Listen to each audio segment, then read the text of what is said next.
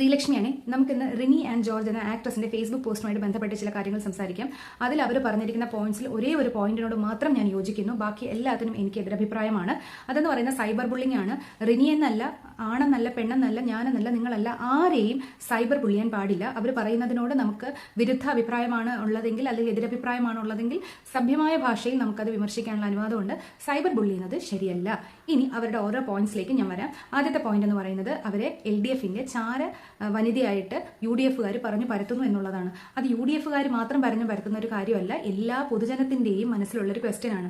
കാരണം ഈ പറഞ്ഞ റിനി ആൻഡ് ജോർജ് എന്ന് പറയുന്ന ആള് VD സതീശൻ സാറിന്റെ മാനസപുത്രി എന്ന് പറയുന്ന ആള് ഈ മാനസ അച്ഛന്റെ ഇലക്ഷൻ പ്രചരണ സമയത്തോ അതുമല്ലെങ്കിൽ ഈവൻ ഫേസ്ബുക്കിലെങ്കിലും ഒരു വിജയാശംസ നേരുകയോ ഒരു വോട്ട് ചോദിക്കുകയോ അല്ലെങ്കിൽ ഒരു അദ്ദേഹം ചെയ്ത പ്രവർത്തനങ്ങളെ കുറിച്ച് പറയുകയോ ഒന്നും ചെയ്ത് ഇലക്ഷൻ ക്യാമ്പയിനിങ്ങിന്റെ ഭാഗമായിട്ടില്ല.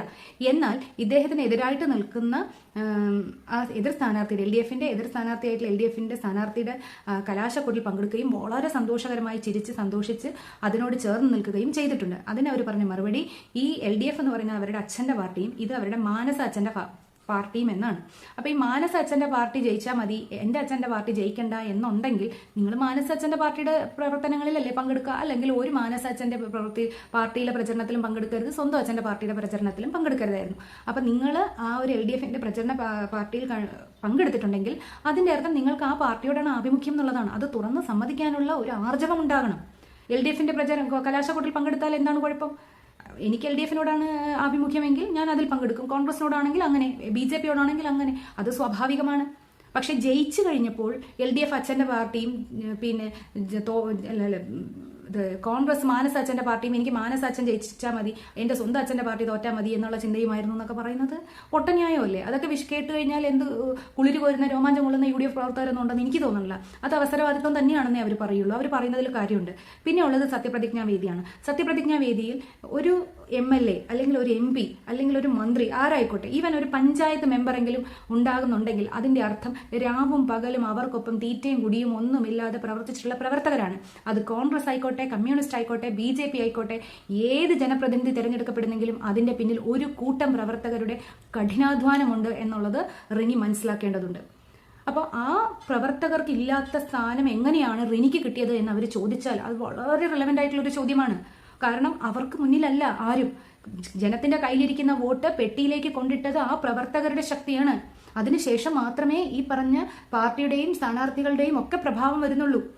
അപ്പൊ പ്രവർത്തകർ തന്നെയാണ് വലുത്. അത് UDF പ്രവർത്തകർക്ക് കയറാൻ പറ്റാത്തൊരു സ്ഥലത്ത്, അവർക്ക് അഭിമാനത്തോടെ നിൽക്കാൻ പറ്റാത്തൊരു സ്ഥലത്ത് റിനി കയറി നിന്ന് കുറെ ഫോട്ടോസൊക്കെ എടുത്തിട്ടുണ്ടെങ്കിൽ അത് എങ്ങനെയാണ് അവിടെ കയറിയത് എന്നവർ ചോദിക്കുന്നതിൽ യാതൊരു തെറ്റും പറയാൻ പറ്റില്ല. ഒന്നുകിൽ ഷാഫിക്ക എന്റെ ആങ്ങളെയാണെന്ന് പറയുന്ന ഷാഫി പറമ്പിൽ നിങ്ങളെ സ്പെഷ്യലായിട്ട് ഇൻവൈറ്റ് ചെയ്തിരിക്കണം, അല്ലാന്നുണ്ടെങ്കിൽ നിങ്ങളുടെ മാനസ അച്ഛൻ സ്പെഷ്യലായിട്ട് ഇൻവൈറ്റ് ചെയ്തിരിക്കണം. അദ്ദേഹത്തിന്റെ സ്വന്തം കൊച്ചും ഭാര്യയും പോലും പുറത്തു നിന്നാണ് സത്യപ്രതിജ്ഞ കണ്ടത്. അപ്പോഴാണ് നിങ്ങൾ അകത്ത് കയറിയത്. അതെന്താ അങ്ങനെ? അത് പൊതുജനം ചോദിക്കുന്ന ചോദ്യമാണ്, ഒരിക്കലും UDF പ്രവർത്തകരുടെ മാത്രം ചോദ്യമല്ല അത്. ഇതുപോലെ തന്നെ എന്നെ സരിത എന്ന് പറയുന്നു, സരിതയുമായി എനിക്ക് എന്ത് ബന്ധം എന്ന്. ഇതുപോലെ തന്നെ 10 കൊല്ലങ്ങൾക്ക് മുൻപ് കയറി ഇറങ്ങി സെക്രട്ടേറിയറ്റിൽ ഒരാള് സരിത ഒരു സോളാർ പ്രൊജക്റ്റും കൊണ്ട് ചെല്ലുമ്പോൾ സാത്വികനായ ഉമ്മൻചാണ്ടി സാർ വിചാരിച്ചോ തന്റെ തല കൊയ്യാൻ വരുന്നതാണെന്നുള്ളത്? ചിരിച്ച് സന്തോഷത്തോടെ വന്നപ്പോൾ അദ്ദേഹത്തിന്റെ മകളായി തന്നെയായിരിക്കും ഈ കുട്ടിയെ കണ്ടിട്ടുണ്ടാവുക. അത് ഉറപ്പായിട്ടുള്ള കാര്യമാണ്. ബാക്കിയുള്ള ആൾക്കാരുടെ കാര്യം നമുക്ക് പ്രഡിക്ട് ചെയ്യാൻ പറ്റില്ല. അവരോട് എങ്ങനെ പെരുമാറി, എങ്ങനെ സംസാരിച്ചു എന്നൊന്നും നമുക്കറിയില്ല. പക്ഷെ ഉമ്മൻചാണ്ടി സാർ എന്ന് പറയുന്നത് എങ്ങനെ സംസാരിച്ചിട്ടുണ്ടാവും നമുക്ക് നല്ല ധാരണയുണ്ട്. അപ്പോൾ ഓരോ മനുഷ്യനെ കുറിച്ചും ഓരോ രാഷ്ട്രീയക്കാരെ കുറിച്ചും വ്യക്തമായ ധാരണ പൊതുജനത്തിനുണ്ട് എന്നുള്ളത് ഇനി മനസ്സിലാക്കേണ്ടതുണ്ട്. അപ്പോൾ അങ്ങനെ ഉമ്മൻചാണ്ടി സാറിനെ വീട്ടിലിരുത്താൻ പാകത്തിന് ഒരു സ്ത്രീ ഇറങ്ങി പുറപ്പെട്ട ഒരു ചരിത്രം വളരെ ശക്തമായിട്ട് അവിടെ നിൽപ്പുണ്ട്. അത് ഇതേപോലെ തന്നെയാണ് തുടർന്ന് വന്നത്. ആദ്യം വരുന്നു, കയറുന്നു, മകളെ പോലെ തന്നെ പ്രവർത്തിക്കുന്നു, അതിനുശേഷം നല്ല അടിയാണ് അവർക്ക് കൊടുത്തത്.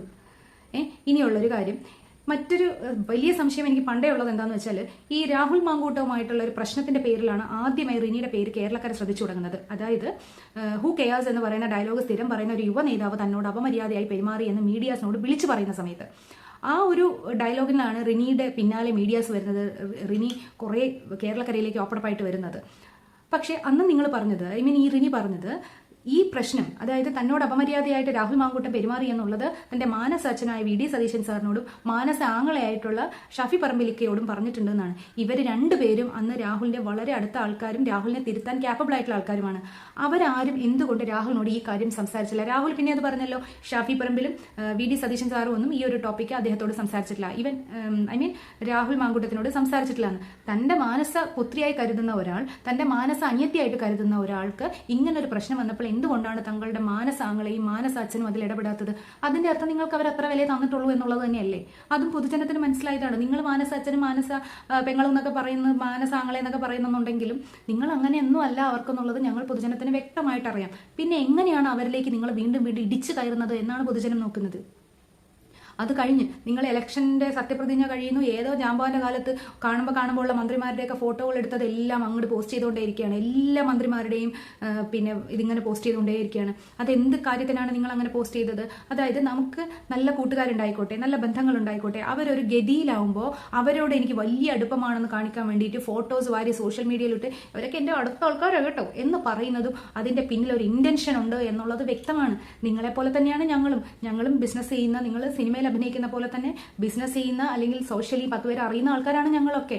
ഞങ്ങൾക്കുമുണ്ട് ഇതുപോലെയുള്ള രാഷ്ട്രീയക്കാരും മാധ്യമപ്രവർത്തകരും സിനിമാ നടന്മാരും അല്ലെങ്കിൽ സമൂഹത്തിൽ അറിയപ്പെടുന്ന വ്യക്തിത്വങ്ങളൊക്കെ ഞങ്ങളുടെയും സൗഹൃദത്തിലുണ്ട്. ആ സൗഹൃദത്തിലുള്ളവർ ഒരു നല്ല ഗതിയാകുമ്പം അവരോട് ചിരിച്ചുകൊണ്ടിരിക്കുന്ന ഫോട്ടോ ഇടുക എന്ന് പറയുന്നത് അല്പത്തരവാ, ശരിക്കും അല്പത്തരവാ. മനസ്സിലായി? ആ അല്പത്തരം നിങ്ങൾ കാണിക്കുമ്പോഴും ഇത്രയും നാളില്ലാതിരുന്ന സ്നേഹം എങ്ങനെ ഇപ്പോൾ ഉണ്ടായി എന്നുള്ളത് ക്വസ്റ്റ്യൻ മാർക്കായിട്ട് വരും. അത്രയേ ഉള്ളൂ. ഇങ്ങനെ ഒരുപാട് കാര്യങ്ങൾ നിങ്ങൾ തന്നെ ചെയ്തു വെച്ചിട്ടുണ്ട്. പിന്നെ ഈ പറഞ്ഞ പോലെ ഈ രാഹുൽ മാങ്കൂട്ടത്തിന്റെ പ്രശ്നം വന്ന സമയത്ത് നിങ്ങളോടൊപ്പം ജനങ്ങൾ നിന്നു. എന്താ കാര്യം? കുറെ അധികം ജനങ്ങൾ നിന്നു. പിന്നെ ആൾക്കാർ ഈ നിന്ന ജനങ്ങൾ തന്നെ പെട്ടെന്ന് പ്ലേറ്റ് മാറ്റി വെച്ച് പോകുന്നതാണ് കണ്ടത്. കാരണം രാഹുൽ പറഞ്ഞ കുറേ കാര്യങ്ങളുണ്ട്. നിങ്ങളോട് അപമര്യാദയായി പെരുമാറി എന്ന് നിങ്ങൾ പറഞ്ഞിട്ടും പിന്നെയും നിങ്ങൾ അദ്ദേഹത്തോട് സൗഹൃദം വെച്ചിരുന്നു എന്നുള്ളതൊക്കെ നമുക്ക് പറയേണ്ട കാര്യമില്ല. പക്ഷേ ഇങ്ങനെയുള്ള കുറേ പോയിന്റ്സ് ഇതിനകത്തുള്ളത് കൊണ്ടാണ് പൊതുജനം നിങ്ങൾക്കെതിരെ തിരിയുന്നത് എന്നുള്ളത് നിങ്ങൾ മനസ്സിലാക്കണം. നിങ്ങൾ LDFന്റെ ചാരയായിരിക്കില്ല. നിങ്ങൾക്ക് അങ്ങനെ യാതൊരു ഇന്റൻഷനും ഇല്ലെങ്കിൽ ഈ അനാവശ്യ സംസാരങ്ങളും അനാവശ്യമായ ഒരു പൊങ്ങച്ചം പറച്ചിലും നിർത്തിയാൽ നിങ്ങൾക്ക് രക്ഷപ്പെടാവുന്നതേ ഉള്ളൂ. ഓക്കെ, അപ്പോൾ ഇതൊക്കെയാണ് ഒരു പൊതുജന സംസാരം എന്നുള്ളത് പറഞ്ഞുകൊണ്ട് ഞാൻ നിർത്തുന്നു. ഓക്കെ.